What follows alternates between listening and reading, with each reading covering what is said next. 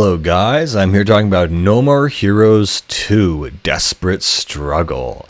So, there's not much to say except this game is as amazing as the first one. Mechanically, it's better.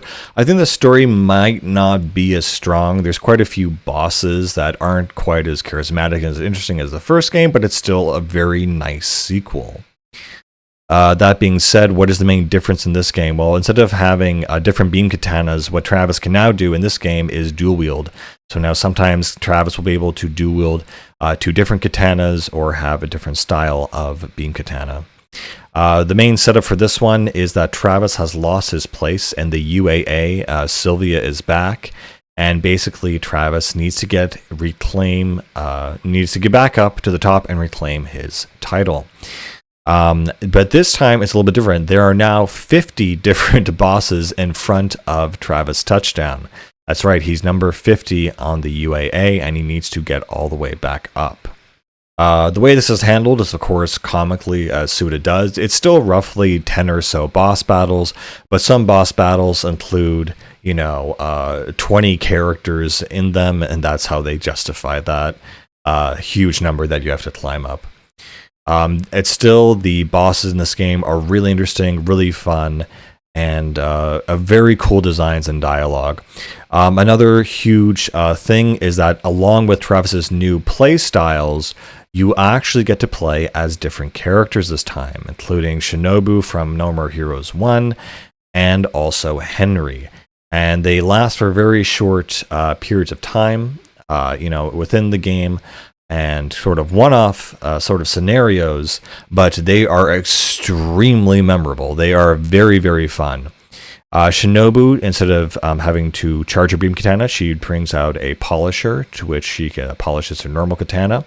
The other thing Shinobu can do as unique to her moveset is she can press the B button to jump, and that adds to a different aspect of her moveset.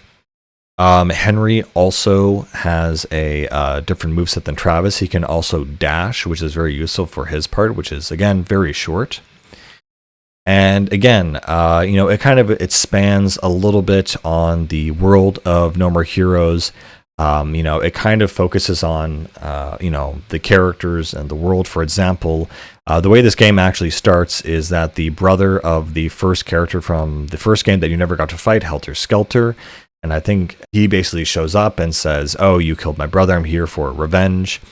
And so now, basically, he goes and fights Travis. But before he goes there, he kills Travis's best friend, Bishop, which is kind of a not huge deal because apparently Bishop has a brother. And for those of you who don't remember, Bishop was the guy who ran the video store and Travis's best friend in the first game, so it's really not a huge deal. And so this game, again, about the desensitization of violence in the world. Travis essentially, the desensitization of also emotions and the fact that, you could lose things to revenge and other things like that. And that's kind of how the game starts. Another new aspect of this game is you now have a tiger meter which will build up, and once you've killed enough enemies, it'll activate and you'll go into a speed mode. So you can always track that movement in the game itself. Enemies are a little bit more varied in this game.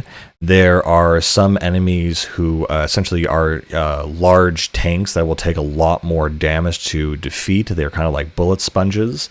There are also a lot more ranged enemies in this game that use handguns to slow you down. Again, it's just very interesting how different this game does feel from No More Heroes 3. It still essentially has its soul. There are some weird stages in this game. There's a horror-themed stage. There are some bosses which are just kind of just odd and not as interesting. But then there are some bosses that really make up for it. So it's more of a mixed bag this time around. That being said, another great thing about these boss battles is the music. As it was in No More Heroes 1, the music was absolutely key to the theme and vibe and absolute, energy that No More Heroes has besides its writing. And in this game, that is also back. The use of instrumentals in the boss fights is amazing. Everything from pop to rock and everything else in between. There are some crazy bosses. There is a